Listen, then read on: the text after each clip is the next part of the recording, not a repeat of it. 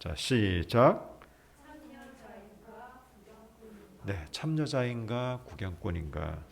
네, 오늘 말씀은 제가 풍삼기를 좀 중심으로 해서 참고해서 말씀을 같이 나누고 싶습니다. 여러분 혹시 시애틀의 잠 못 이루는 밤이라는 영화를 보신 분 있습니까? 네, 저는 좀 젊은 시절에 재밌게 봤는데요. 그 영화 중간에 시애틀 야경이 나옵니다.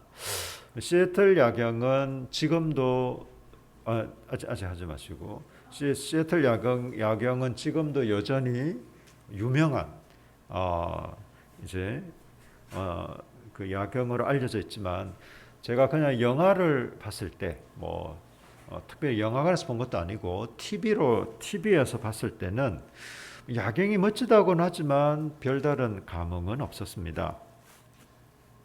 그러다가 제가 2004년 실제로 시애틀을 방문할 기회가 있었는데 그때 유람선을 타고 야간에 시애틀의 야경을 볼 수가 있었습니다. 제가 그때 야경을 직접 봤을 때 한마디로 놀라웠습니다. 와, 이렇게 멋있을 수가. 그래서 시애틀 야경이라고 하는구나. 제가 그때 큰 감흥이 있었습니다. 여러분 한번 보시겠습니까? 네, 시애틀 야경입니다. 감흥 없습니다. 예, 또 하나 넘겨주시겠습니까? 네. 네. 요거는 이제 시내를 중심으로 저기 타워가 원래 유명하거든요, 시애틀. 예. 여러분 한번 가보시면 좋을 것 같아요. 아니면 같이 가면 더 좋고. 네. 자, 여러분, 저는 예배도 마찬가지라고 생각을 해요. 예배는 하나님을 아는 만큼 드릴 수 있고 또 예배를 드리면서 하나님을 더 알아가기도 합니다. 여러분 하나님을 아세요? 여러분 하나님을 얼마나 아세요? 네, 저와 여러분이 하나님을 아는 만큼 하나님을 예배할 것입니다. 자, 그래서 저는 이 예배가 무엇인가? 우리가 드리는 이 예배는 첫 번째 사랑으로 드리는 예배입니다. 우리가 드리는 예배는 어떤 의무감이나 아니면 하나님께 눈도장을 찍어야 된다 내지는 목사님한테 눈도장을 찍어야 된다 이런 차원이 아니라 예배는 하나님이 어떤 분이신지 또 하나님이 우리를 위해서 무엇을 하셨는지 그것을 마음으로 받아들이고 깨달은 우리는 하나님에 대해서 감사하고 감탄하고 또 그분을 칭찬하면서 우리가 하나님을 칭찬하는 게 다른 게 있습니까? 우리가 찬양하고 감사하고 그런 거죠. 그러면서 드리는 것이 바로 예배입니다. 그래서 처음에는 하나님을 잘 모를 수 있어요. 처음부터 어떻게 하나님을 잘 알 수 있겠습니까? 아닙니다, 여러분. 예배에 참석하다 보면 또 하나님을 조금씩 알아가고 그러다가 하나님을 알아가는 게 더 깊어지고 그러면 예배도 더 깊어지고 그런 겁니다. 우리가 예배를 같은 시간 같은 장소에서 함께 드리지만 예배에 참여하는 우리의 마음가짐, 태도는 사람마다 좀 차이가 있을 수 있습니다. 잘 드린다 못 드린다고 이런 차이보다는 우리 각자가 얼마나 하나님을 알고 하나님을 사랑하고 또 하나님을 경험하는가에 따라서 개인마다 차이는 있을 수 있습니다. 여러분 베드로전서 1장 8절과 9절에 보면 베드로 사도가 이런 말씀을 하십니다. 여러분 다 같이 한번 읽을까요? 네, 베드로전서 1장 8절로 9절입니다. 여기 PPT 같이 읽으면 되겠습니다. 시작. 예수를 너희가 보지 못하였으나 사랑하는 도다. 이제도 보지 못하나 믿고 말할 수 없는 영광스러운 즐거움으로 기뻐하니 믿음의 결국 곧 영혼의 구원을 받음이라. 사도 베드로가 이제 이 흩어진 이 당시 초대교회 성도들을 향해서 이런 편지를 쓴 거죠. 예수를 너희가 보지 못했음에도 불구하고 사랑하고 있다. 너희가 말할 수 없는 영광스러운 즐거움으로 예수님을 기뻐하고 있다. 놀랍다. 지금 이 말을 하고 있습니다. 왜냐하면 사도 베드로는 예수님과 3년 동안 같이 생활했거든요. 예수님이 메시아인 것을 하나님의 아들이신 것을 알고 또 믿고 물론 좀 예수님을 배신하고 하는 이런 과정도 있었지만 예수님과 직접 생활하고 예수님이 직접 십자가 못 박혀 달려 돌아가시는 것도 보았고 또 부활하신 예수님도 직접 보고 경험한, 그리고 사도로서의 삶을 예수님이 죽으셨으나 다시 부활하셨습니다. 그분이 참 하나님이시고 우리의 참 구원자이십니다. 라는 것을 이스라엘 내에서 또 다른 지역에서 전하는 삶을 살고 있었거든요. 그런 베드로가 볼 때 이 초대교회 성도들은 예수님을 직접 보지 못했어요. 직접 보지 못했거든요. 그렇지만 믿음이 생겨서 예수님을 사랑하게 되었어요. 사랑하게 되니 어떻게 합니까? 영광스러운 즐거움으로 예수님을 기뻐하고 감사하는 거예요. 여러분, 이것이 곧 예배입니다. 예배는요, 하나님을, 예수님을 사랑하는 거예요. 사랑하는 마음으로 예수님을 즐거워하고 기뻐하는 것이 예배입니다. 예배를 인도하고 말씀을 전하는 저도 마찬가지고 또 예배 참여하고 있는 여러분도 마찬가지입니다. 동일하게 우리는 예수님을, 또 예수 그리스도를 보내신 우리 하나님을 기뻐하고 즐거워하면서 또 감사하고 감탄하면서 드리는 것이 바로 예배입니다. 여러분, 제가 예배를 인도하고 설교를 하다 보면 환경의 영향을 전혀 안 받지는 않습니다. 예를 들면 우리 함께하는 교회도 사람들이 좀 그래도 좌석이 꽉 찼을 때 조금 더 설교하는 이런 좀 기분, 맛이 사실 좀 더 올라가기도 하고, 어떤 경우는 사람들이 좀 적을 때는 조금 뭐라고 할까요? 힘이 조금 빠지거나 아니면 막 이렇게 이 사람들이 많을 때보다는 조금 약해지는 이런 느낌도 있습니다. 그렇지만 그건 좀 하여튼 제가 개인적으로 느끼는 이런 약간의 느낌의 차이일 뿐이고 중요한 건 그게 아니에요. 저는 오늘 예배 말씀을 준비하고 또 기도하면서 단 한 사람이라도 하나님을 사랑하고 기뻐하고 즐거워하면서 우리 하나님께 나와 예배를 드린다면 하나님이 얼마나 기뻐하실까? 하나님이 수백 명, 수천 명, 수만 명이 함께 찬양하고 예배 드리는 그것을 기뻐하실까?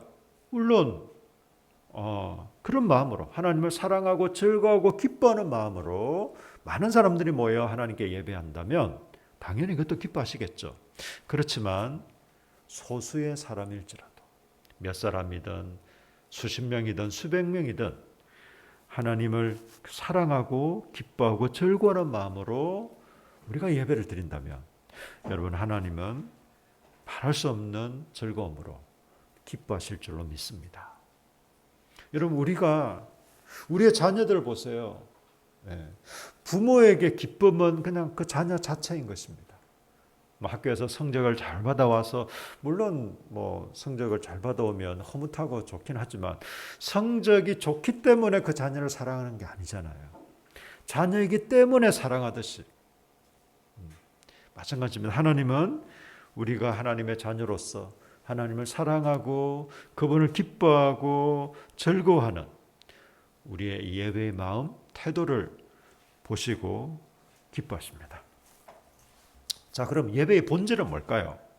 오늘 말씀에 보니까 여러분 보십시오. 아버지께 참되게 예배하는 자들은 영과 진리로 예배할 때가 온다. 곧 이때다. 예수님께서 지금 사마리아 여인과 대화하는 중에 하신 말씀입니다. 제가 이 사건 자체를 설명드리려면 너무 좀 내용도 길고 하기 때문에 제가 다 말씀드리지 않겠습니다. 예수님이 사마리아 여인과 지금 이런저런 대화를 하는 중에 이 당시 사마리아 사람들은요, 이스라엘 사람들과 거의 상종도 하지 않는 그런 가운데 있었잖아요. 그때 예수님께서 이 사마리아 여인에게 이렇게 말씀하십니다. 아버지께 참되게 예배하는 자들은 영과 진리로 예배할 때가 온다. 사실 이 사마리아 여인에게는 아직 그런 때가 오지 않았을지 모르지만 우리는 이미 그때가 온 것이죠. 온다. 그럼 몸이 어떻게 합니까? 곧 이때다. 왜? 하나님이신 예수 그리스도를 사마리아 여인이 만났잖아요. 지금 그렇게 대화를 하고 있잖아요. 그러면 그건 예배인 것이죠. 그리고 이제 본격적으로 예배가 시작되는 것이죠. 그래서 영과 진리로 예배할 때가 오는데 곧 이때다. 아버지께서는 자기에게 이렇게 예배하는 자들을 뭐 한다고요? 찾으십니다. 하나님이 눈을 부릅뜨고 찾으시는 것은 다른 게 아닙니다. 얼마나 똑똑한가, 네가 얼마나 잘났는가, 네가 얼마나 열심히 사는가, 이런 사람을 찾는 것이 아니라 하나님을 기뻐하고 즐거워하는 사람, 하나님을 사랑하는 사람, 예배하는 자들을 찾으십니다. 근데 이 예배하는 자들은 어떻게 예배하느냐? 영과 진리로 예배한다고 했습니다. 이게 무슨 말일까요? 영으로 예배한다. 여러분, 영으로 예배한다는 것은요, 이 두 가지 해석이 가능합니다. 하나는 말 그대로 영으로, 또 하나는 성령으로. 두 가지 해석 다 가능하지만 저는 첫 번째 영으로 예배한다는 것을 더 지지합니다. 왜냐하면요, 여기 24절에 보시면 하나님은 영이시니 예배하는 자가 영과 진리로 예배할지니라. 그럼 하나님은 성령이시니 그 말은 아닌 것 같아요. 영과 진리로 예배한다. 이 영은요, 하나님이 영적인 분이시잖아요. 우리도 영으로 예배한다는 거예요. 하나님을 감각하고 느끼고 경험하면서 이건 어떠면 주관적인 면을 얘기합니다. 객관적으로 눈에 보이고 증명할 수 있는 건 아닙니다. 여러분, 간혹 어떤 사람은 이렇게 말합니다. 하나님 보여봐, 내가 믿을게. 하나님 내 앞에 내 눈에 좀 보게 해줘봐. 여러분 그렇게 얘기하는데요, 그건 좀 곤란하죠. 왜? 하나님은 영이시기 때문에 우리 눈에 보이지 않습니다. 마치 그것은 우리가, 여러분, 공기가 없으면요 10분을 넘기지 못할 거요. 공기가 밀폐된 공간에 우리가 10분 이상 숨을 쉬기는 힘들 겁니다. 그렇지만 여러분, 공기가 보입니까? 공기가 우리 눈에 보이지 않습니다. 공기가 눈에 보이지 않으니까 공기는 없다, 내 눈에 보여봐, 그래야 내가 믿겠다 라고 얘기하는 것은 사실 우리가 눈으로 보고 직접 확인해야 될 것들이 많습니다. 많지만 우리 눈으로 직접 확인하고 보지 못하는 것들 역시도 있습니다. 여러분, 우리 지구가 지금도 자전과 공전을 하고 있는 거 아시죠? 지구 자체도 돌면서 또 이 태양 주위를 돕니다. 그러니까 이렇게 돌아가면서 계속 돌고 있는 거예요. 이 지구 자전 속도가 얼마인지 아세요? 240km가 넘어요. 여러분, 차 240km 타봤어요? 우리가, 여러분, 지구 자전 속도를 느끼는 순간 우리는 살 수가 없어요. 지구 도는 속도를 우리가 실제로 느낀다면, 지구가 돌아. 무슨 소리야? 나는 지금 가만히 있는데, 나는 지금 전혀 움직이고 있지 않은데 무슨 지구가 돈단 말이야? 라고 얘기하는 것은 그거는 뭘 잘 모르는 얘기겠죠. 마찬가지로 하나님은 영이십니다. 우리 눈에 보이지 않지만 하나님은 계십니다. 예배, 목사님 얼굴밖에 안 보이는데요. 물론 뭐 옆에 사람도 보이지만 그렇다고 여기 하나님이 안 계실까요? 그렇지 않습니다, 여러분. 하나님은 영이시고 우리 중에 계십니다. 그걸 우리가 마음으로 느끼고 또 인정하고 경험하면서 드리는 것입니다. 그래서 하나님은 우리에게 원하시는 것, 그리고 우리가 예배드릴 때는 영과 진리로 예배드리는 거예요. 자, 두 번째 진리로라고 했는데 여기서 진리란 무엇을 말할까요? 자, 요한복음 31절부터 37절까지 보면요, 제가 다 읽지는 않고 여러분 31절을 보십시오. 그러므로 예수께서 자기를 믿은 유대인들에게 이르시되 너희가 내 말에 거하면 참으로 내 제자가 되고 내 말에 거하면 내 제자가 된다라고 말씀을 하고 있습니다. 진리를 알지니 진리가 너희를 자유롭게 하리라. 진리가 너희를 자유롭게 하겠다라고 얘기를 하고 있습니다. 그럼 이 진리가 뭘까요? 어떤 사람들은 이 진리를 명제적인 진술이라고 생각해요. 예를 들면 도덕경에 도를 도라면 도가 아니다, 뭐 이런 것처럼 그런 어떤 선문답처럼 진리는 뭐 이렇게 그 어떤 정의를 내릴 수 있는 하나의 어떤 글로서 표현할 수 있는 것으로 얘기를 합니다. 그렇죠. 여러분 진리는 이런 명제적인 진술이 아닙니다. 여러분 쭉 밑에 보시면요. 이렇게 말씀합니다. 그러므로 아들이 너희를 자유롭게 하면 너희가 참으로 자유로우리라. 진리가 너희를 자유롭게 한다고 했는데 구체적으로는 아들, 즉 예수 그리스도가 너희를 자유롭게 한다라는 것입니다. 그렇다면 진리는 뭐다?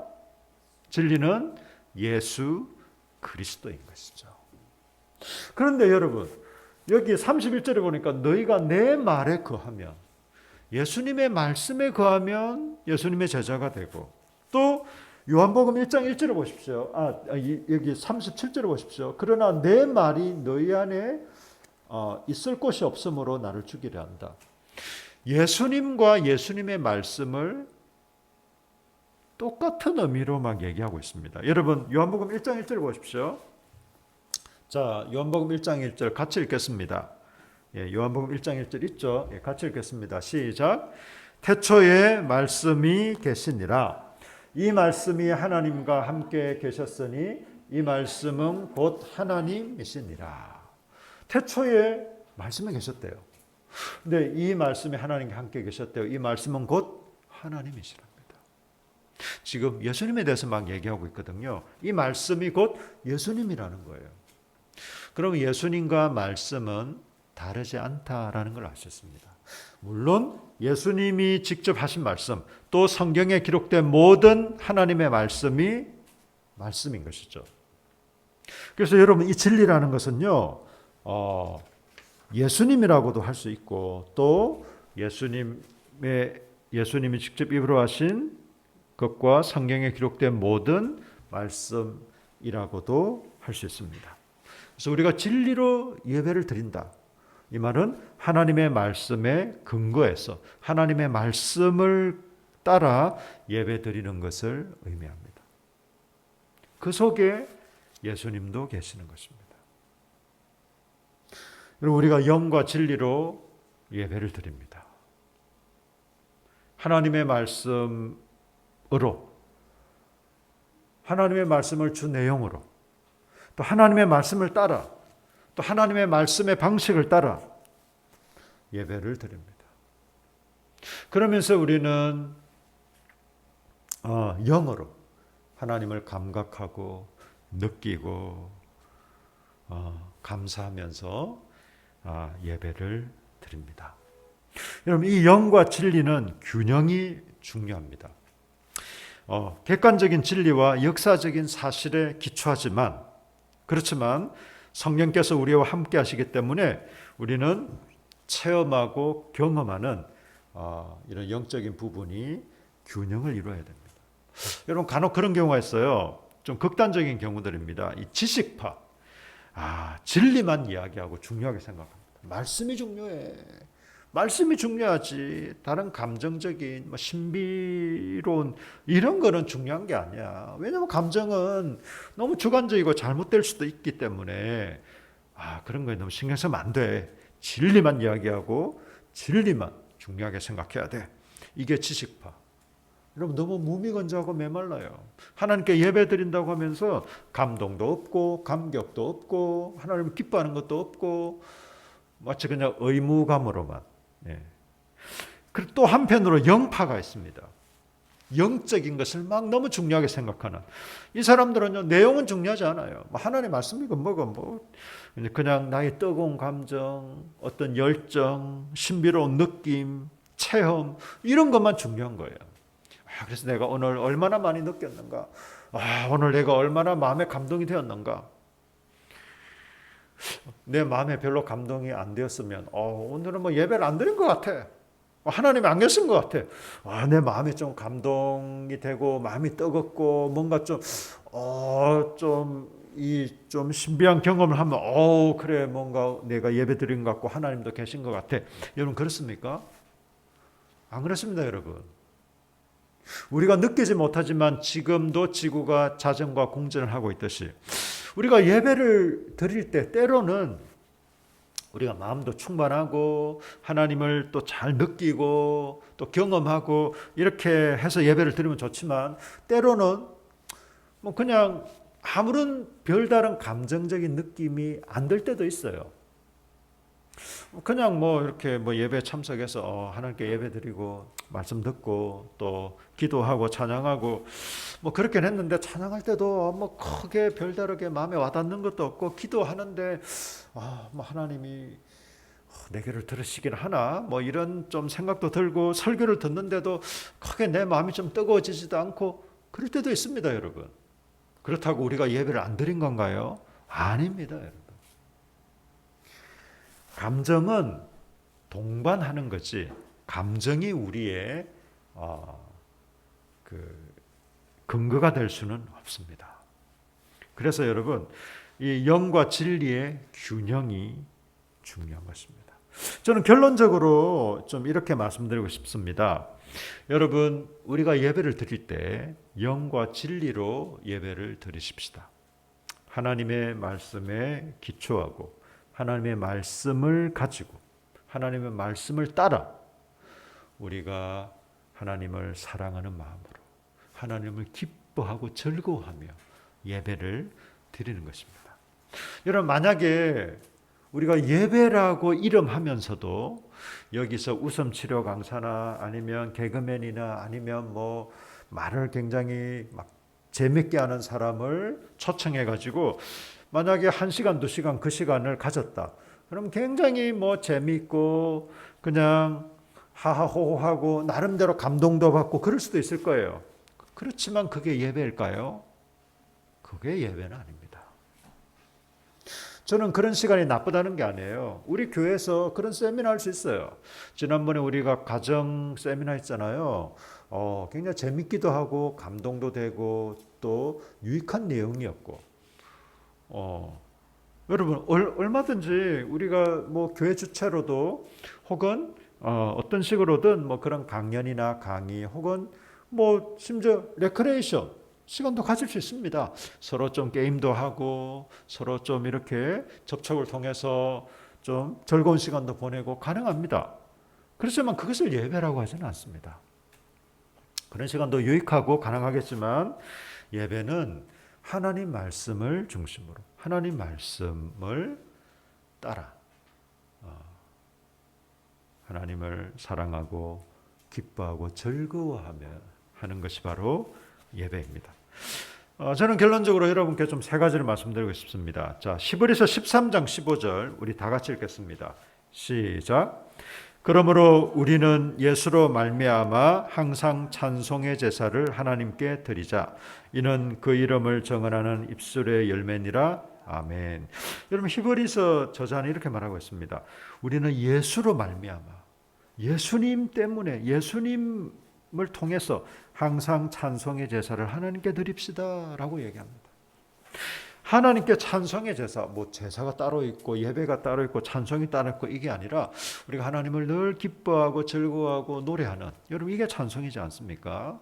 꼭 어떤 뭐 특정한 곡을 불러야 된다는 게 아니라 이 찬송의 제사를 하나님께 드립니다. 어떻게 해요? 예수님으로 말미암아.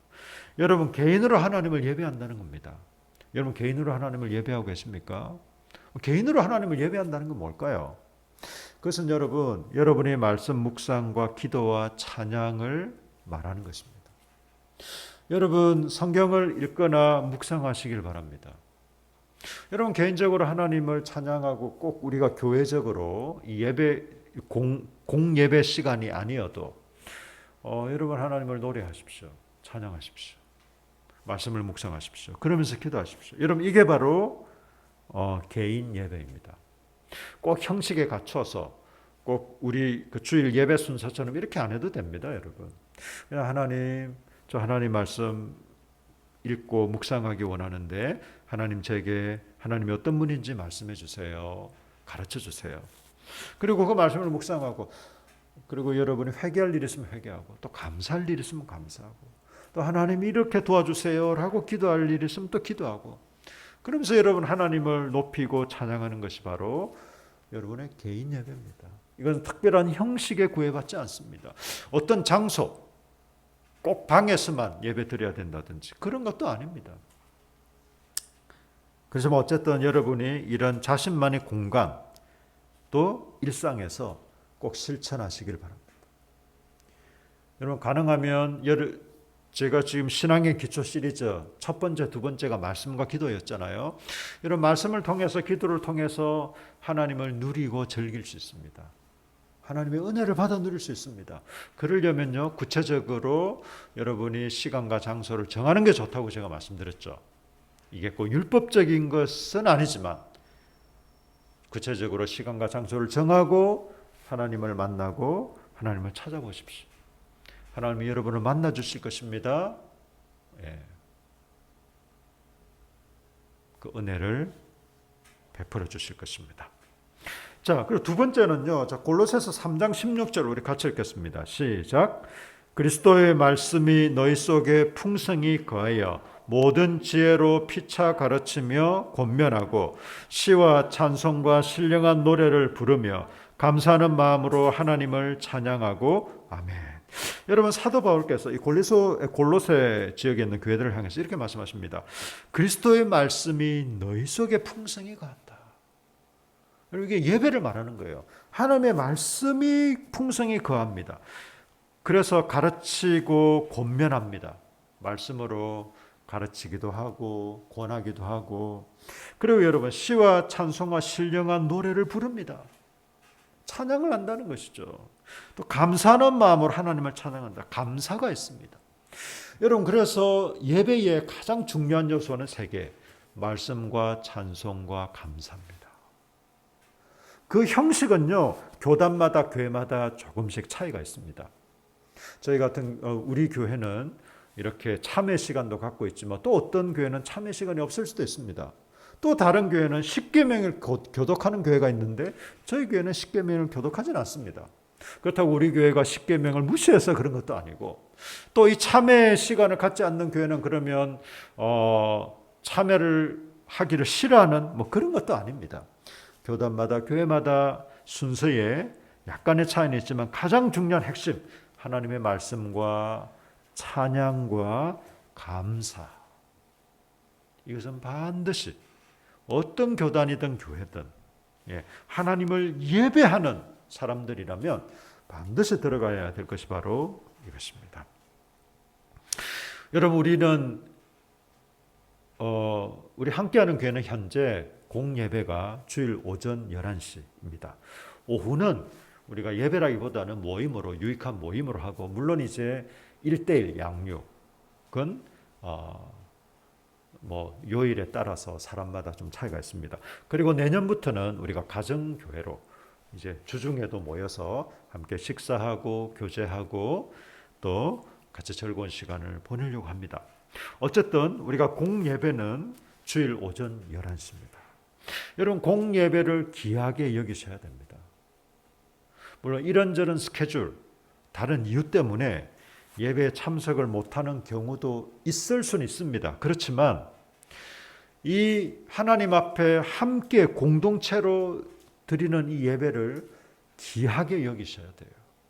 여기에 우선순위를 두셔야 돼요. 저는 예배에 우선순위를 두지 못하는 이 경우들을 볼 때 참 안타깝습니다. 사실 예배 시간 넣는 뭐 그런 것도 뭐 이 일환 중에 하나겠죠. 여러분 예를 들면 이런 거예요. 여러분 결혼식에 결혼 대상자 신랑과 신부가 결혼식에 넣는 거 보셨습니까? 뭐 갑자기 사고가 나거나 물론 뭐 그런 경우 있을 수 있겠지만 그렇지 않고서는 여러분 당사자가 신랑 신부가 결혼식에 넣는 일은 없겠죠. 만약에 아이 돌잔치를 한다. 그러면 엄마 아빠가 돌잔치에 넣겠습니까? 그런 일은 없겠죠. 그러나 축하객들은 좀 일이 있어서 못 가기도 하고 미안하다 그러고 그냥 좀 축의금만 보낼 수도 있고 아니면 조금 늦을 수도 있겠죠. 왜? 그냥 축하하는 사람이니까. 그래서 제가 설교 제목을 참여자입니까? 구경꾼입니까? 라고 한 게 여러분 이 예배가 정말 내가 예배자, 우리가 아까 찬양했던 것처럼 나는 예배자입니다. 내가 예배를 드리는 주체, 내가 예배를 드리는 주 대상이라면, 물론 예배를 받으시는 분은 하나님이시지만 예배 드리는 주 대상이 정말 나라면 마치 결혼식에 참여하는 결혼식의 이 주인공인 신랑과 신부처럼, 이 돌잔치의 주인공인 이 엄마와 아빠처럼, 물론 이제 그 갓난쟁이 애기야 당연히 있겠죠. 예. 예배에 이렇게 참여하는 겁니다.